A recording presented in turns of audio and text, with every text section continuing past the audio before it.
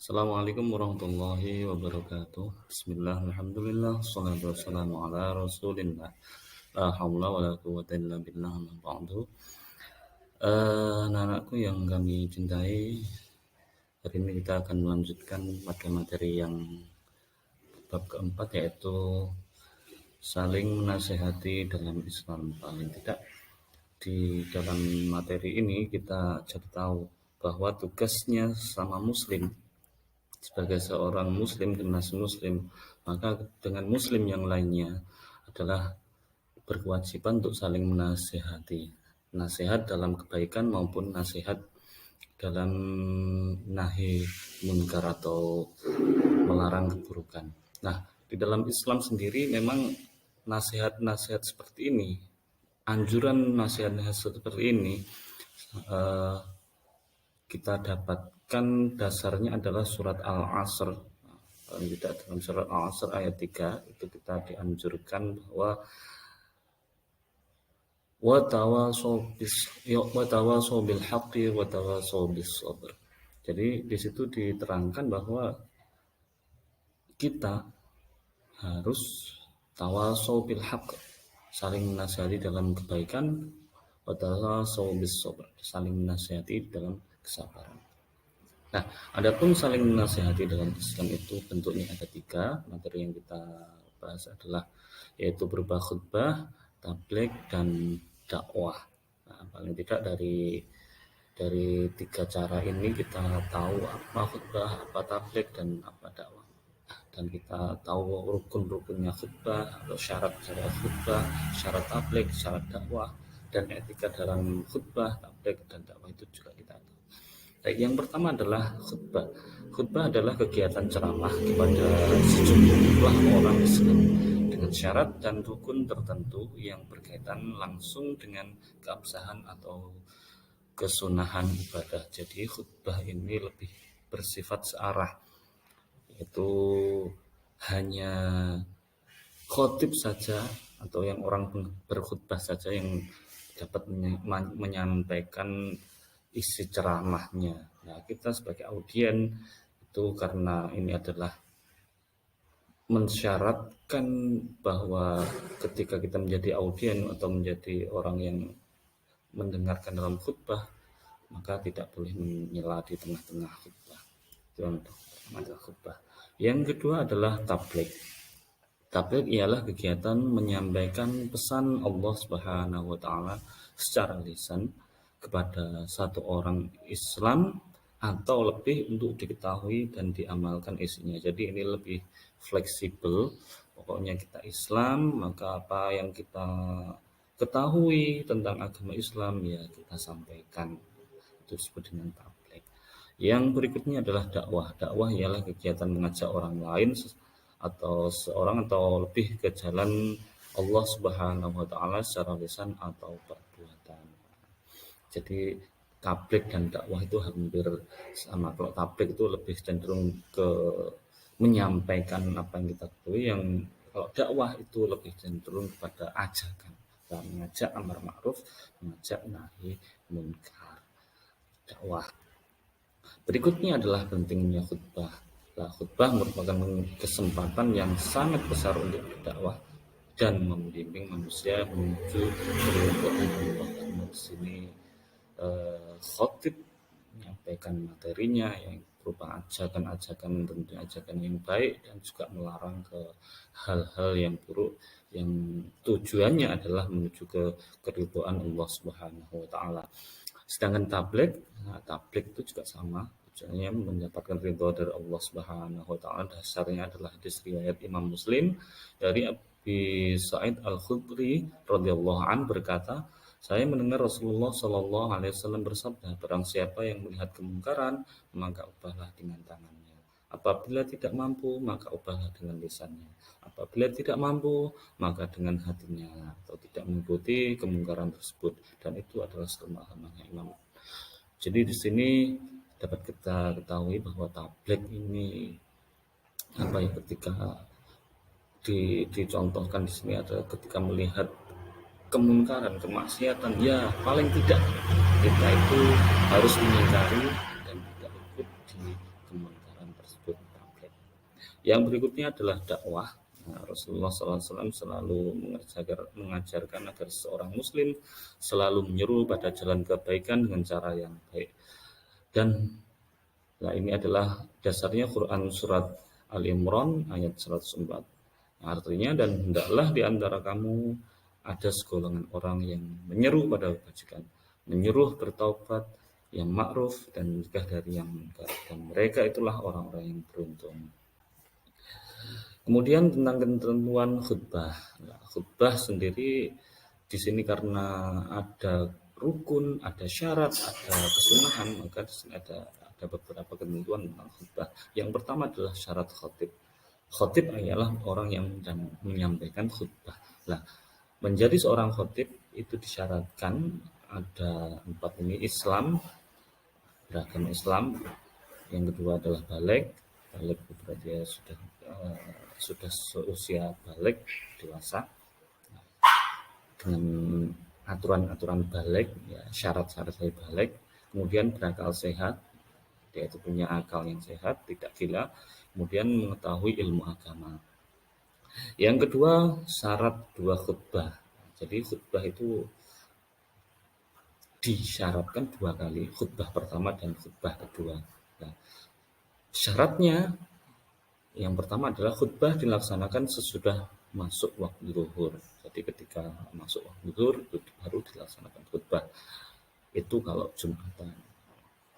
Yang kedua, khotib duduk di antara 2 khutbah. Di sela-sela 2 khutbah, itu khotibnya duduk. Jadi setelah selesai khutbah pertama duduk, kemudian dilanjutkan khutbah kedua. Yang berikutnya adalah khutbah diucapkan dengan suara yang keras dan jelas. Yang terakhir adalah tertib, maksudnya berurutan. Ketentuan berikutnya adalah rukun khutbah. Nah, rukun berarti sesuatu yang harus ada dalam pelaksanaan itu. Kalau tidak ada, ya berarti khutbahnya tidak sah. Yang pertama adalah membaca hamdalah, alhamdulillahirabbil alamin. Yang kedua adalah membaca syahadatain, asyhadu an la ilaha illallah wa asyhadu anna muhammadar rasulullah. Yang berikutnya adalah membaca sholawat, Allahumma sholli ala sayyidina Muhammad. Kemudian berwasiat takwa, ittaqullah. Itu. Yang berikutnya adalah membaca ayat Al-Quran. Ini khutbah pada salah satu khutbah. Itu biasanya berkaitan dengan wasiat takwa. Misalnya ittaqullah, lalu ayat Al-Quran yang dibaca adalah ya ayyuhalladzina amanu taqullaha haqqa tuqatih wa la tamutunna illa wa antum muslimun. Atau ya ayyuhalladzina amanu taqullaha wa kunu ma'as shadiqin.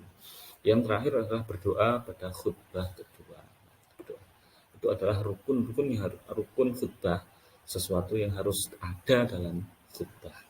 Yang berikutnya adalah sunnah khutbah. Banyak sekali tentang sunnah khutbah. Yang pertama, khotib berdiri ketika khutbah. Jadi dia sunnahkan ketika menyampaikan khutbah, khotibnya berdiri. Yang berikutnya adalah mengawali khutbah dengan memberi salam. Ucapkan salam terlebih dahulu. Berikutnya adalah khutbah hendaknya jelas, mudah dipahami dan tidak terlalu panjang. Jadi di sini disunnahkan juga bahwa dalam khutbah kita dianjurkan untuk menyampaikan khutbah tidak terlalu panjang. Kemudian khotib menghadap jamaah ketika khutbah. Yang berikutnya adalah ketentuan tabligh. Ya, orang yang menyampaikan tabligh itu disebut dengan mubaligh.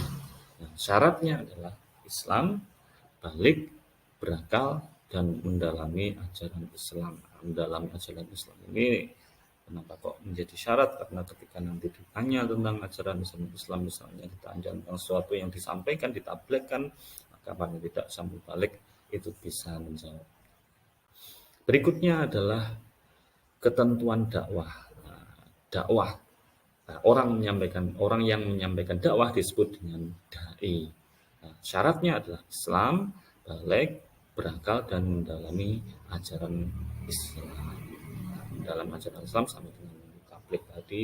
Jadi ketika ada yang menanyakan, maka bisa menjawab. Etika dalam tabligh. Dalam menyampaikan tabligh, kita pun juga harus beretika, punya etikanya, punya tata keramanya. Nah, yang pertama bersikap lemah lembut, tidak kasar dan tidak merusak. Yang kedua menggunakan bahasa yang mudah dimengerti.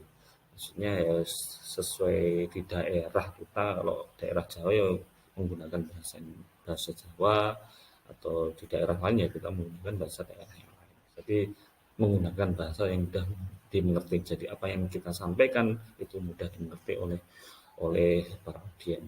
Yang kedua, mengutamakan musyawarah dan berdiskusi untuk memperoleh kesepakatan bersama. Jadi ketika menyampaikan sesuatu lah diajak audiennya itu untuk berdiskusi, atau ya berdiskusi, misalnya ada permasalahan apa yang tidak tahu lah itu didiskusikan. Yang berikutnya adalah materi dakwah yang disampaikan harus mempunyai dasar hukum yang kuat dan jelas sumbernya. Jadi apa yang disampaikan juga harus bersumber kalau Islam, sumber hukum Islam Al-Quran, hadis, ijma dan kias, itu juga qaul-qaul ulama juga harus disampaikan, dasarnya harus ada. Kemudian menyampaikan dengan ikhlas dan sabar sesuai dengan kondisi. Jadi perlu keikhlasan hati, kesabaran hati dalam menyampaikan tabligh. Misalnya ada audien yang tidak sepakat dengan pendapat kita, ya setelah kita menyampaikan dasar-dasar, ya yang terakhir kita harus mengikhlaskan dan bersabar. Yang kedua, yang berikutnya adalah menyampaikan dan tidak menghasut orang lain untuk bermusuhan, rusak, berselisih, dan mencari-cari kesalahan orang. Nah, di sini penting sekali. Jadi ketika menyampaikan tabligh, ya tetap meskipun apa yang kita sampaikan itu kadangkala orang itu tidak menerima atau tidak sependapat, ya kita harus menjaga tali persaudaraan kita. Kita harus menjunjung tinggi tali silaturahim, toleransi, meskipun ada orang-orang yang tidak sama.